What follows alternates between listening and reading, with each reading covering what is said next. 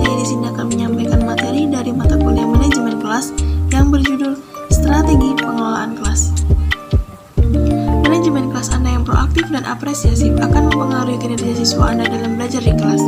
Menerapkan strategi yang tepat akan membuat perbedaan antara kelas yang ramah belajar dan kelas yang tidak terorganisir. Strategi pengelolaan kelas dikelompokkan ke dalam 8 kategori. Strategi pertama,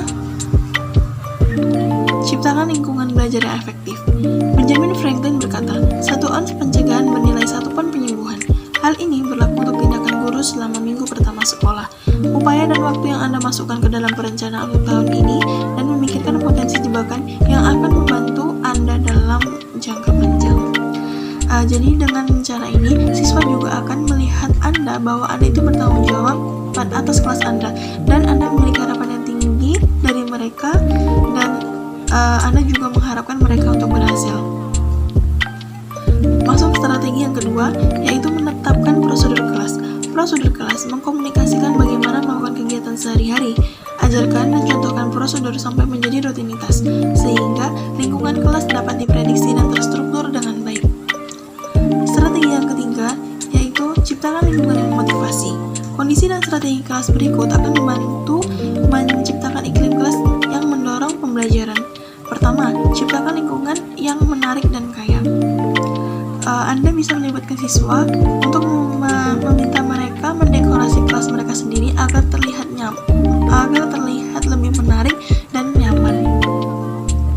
Kembangkan pelajaran pada tingkat yang menantang siswa, tetapi tidak terlalu sulit atau membingungkan. Kemudian memberikan arahan yang jelas. Libatkan semua siswa secara aktif. Misalnya, saat satu siswa membuat presentasi, siswa lain membuat catatan atau menggunakan rubrik untuk menilai presentasi. Kemudian tunjukkan secara konsisten bahwa Anda percaya semua siswa akan belajar. Kemudian mengajar dengan gaya belajar yang berbeda. Misalnya seperti menulis kata kunci di papan tulis atau menggunakan diagram visual dan lain-lain. Yang ketujuh, membuat pelajaran secara menarik dengan menghubungkan isi pelajaran dengan kehidupan siswa atau lingkungan setempat. Gunakan sumber perhatian yang jelas, baru, atau berbeda di awal pembelajaran. Yang terakhir, yaitu variasikan presentasi pelajaran agar pengajaran tidak membosankan. Strategi yang keempat, jadikan setiap menit berarti. Mulailah tepat waktu, berakhir juga tepat waktu, karena beberapa menit waktu kelas dihemat setiap hari bisa menambahkan hingga jam instruksi akademik tambahan pada akhir tahun ajaran. Untuk itu, kita perlu memaksimalkan waktu belajar dan mengajar dan menggunakan waktu yang telah diberikan semaksimal dan sebaik mungkin. Strategi yang kelima, yaitu buatlah semua orang tetap terlibat. Kita bisa menantang siswa untuk berpikir aktif dengan melibatkan mereka dalam pembelajaran dan mengembangkan keterampilan kritis. Ada beberapa gagasan yang bisa mendorong semua siswa berpikir. Yang pertama, ajukan pertanyaan. Tunggu 3-5 detik dalam waktu tunggu, lalu panggil seorang siswa.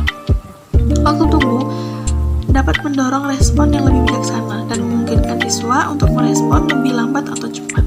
Kedua, gunakan taktik gema, yaitu satu siswa memberikan jawaban dan Anda memanggil pada siswa lain untuk mengulanginya.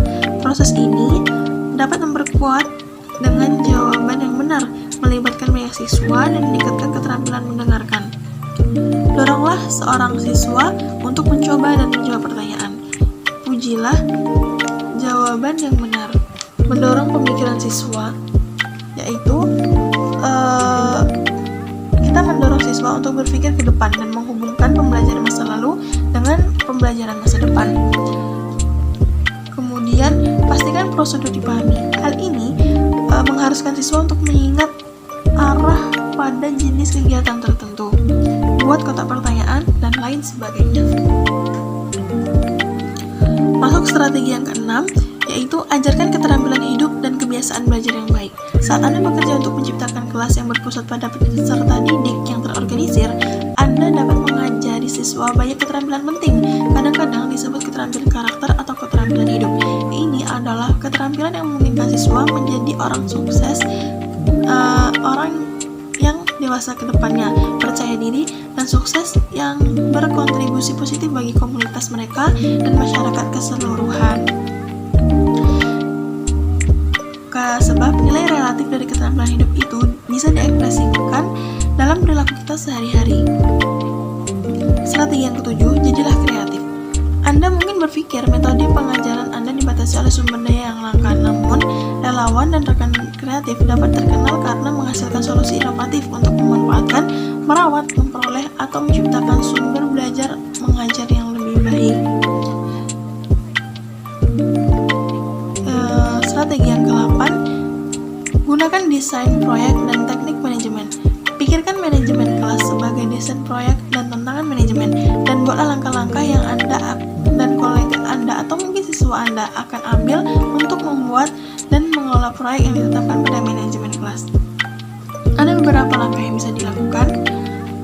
Yang langkah pertama, identifikasi kekuatan dan kebutuhan yang ada saat ini untuk memfasilitasi proses belajar mengajar. Langkah kedua, merumuskan visi-visi seperti apa ya ruang kelas yang ideal itu.